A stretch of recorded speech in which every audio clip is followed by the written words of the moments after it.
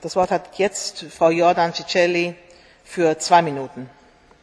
Spoštovani, sem optimistka in strinjam se s švedskim ministrom Carlgrenom, ki pravi, da moramo uspeti. Ter dodajam, da moramo za uspeh delovati resno, jasno in transparentno slediti cilju. Moj prvi poudarek. Na evropski in globalni ravni je cilj znižanje izpustov toplogrednih plinov. Ne jemljimo si pravice presojati tehnologij ter nekatere podpirati, druge pa obsojati. Biti moramo tehnološko nevtralni. Vrata moramo široko odpreti za uporabo obstoječih nizkoogljičnih tehnologij ter za razvoj novih. Ukrepov na področju podnebnih sprememb ne smemo spremeniti v tekmo med posameznimi nizkoogljičnimi tehnologijami. Če želimo biti uspešni, moramo resno upoštevati uporabo vseh možnih tehnologij.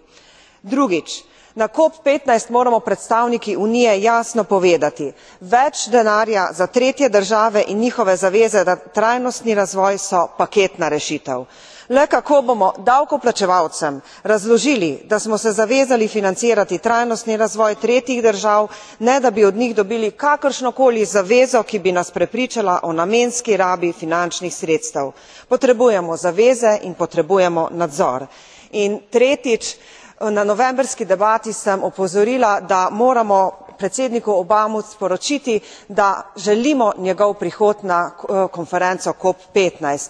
Tokrat, danes zjutraj sem slišala novice, da je Obama potrdil svoj prihod v Kopenhagen in da se bo zavzemal za zavezujoče cilje za znižanje izpustov toplogrednih plinov, in to se mi zdi, da kaže, da je naša odločitev, da vztrajamo pri političnem pritisku, pravilna.